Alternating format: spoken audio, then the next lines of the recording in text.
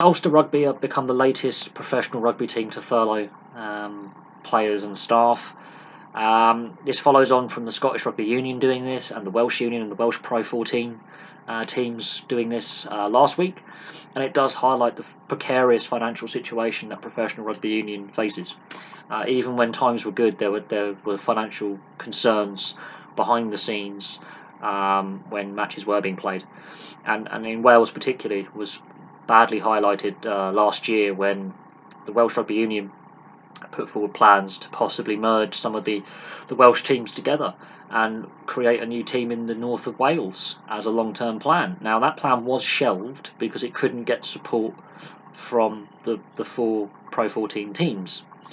But now that teams are furloughing players as well as non-playing staff, it does highlight the issues that rugby union faces, and this comes with the backdrop of the World Rugby election where Bill Beaumont is being challenged by Augustine Pichot for the head job.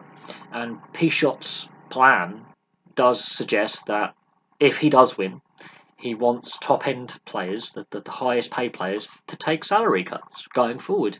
He says that the professional game, at the top level, the salaries have to be less so that clubs and leagues around the world can go professional and be sustainable. And what this crisis has highlighted is the unsustainability of the finances in rugby union. And there has to be a change. Now, what surprises me is that more clubs at the club level haven't gone down this route yet. And until games are played, this really highlights the financial instability of the professional game in Europe. We already know about the financial problems that the Southern Hemisphere are facing and crowd numbers and issues there well before this coronavirus crisis hit home. We knew that the Welsh game last year was on its knees financially and has been financially mismanaged for a very, very long time. And players going into the World Cup weren't sure if they were going to have clubs to play for coming out of the World Cup. So the financial structures do need to change. This is the wake-up call that rugby needs, because for so long the professional game hasn't evenly distributed the wealth around the professional leagues. And we'll have to see who wins the World Rugby election, but the finances of rugby union professionally going forward are precarious, and we don't know when leagues are going to restart. We don't know when games are going to start being played again and in front of fans. And this just highlights how reliant rugby is on gate receipts and fans turning up to games. This really does highlight when no rugby is played and no income streams are taking place, how really precarious club finances are.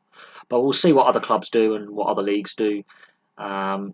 Similar situation to European football, really, with no gate receipts and no TV televised games taking place. Revenues have dried up, and there doesn't seem to be clubs being well run financially. A lot of them are running at a loss, it seems, and this is highlighting those losses. But there we go, we'll leave that there. Ulster Rugby have furloughed players and coaches alongside non-playing staff. Around 70% of Ulster's staff, including players and coaches, are furloughed at this time. There are still those working behind the scenes to try and find some kind of solution for them, but more professional teams are going to have to go down this route until some kind of financial solution is found, or until rugby can start up again, and we don't know when that will be. But for now, thank you very much for watching. Please place your thoughts below, and I'll have some more videos for you very, very soon.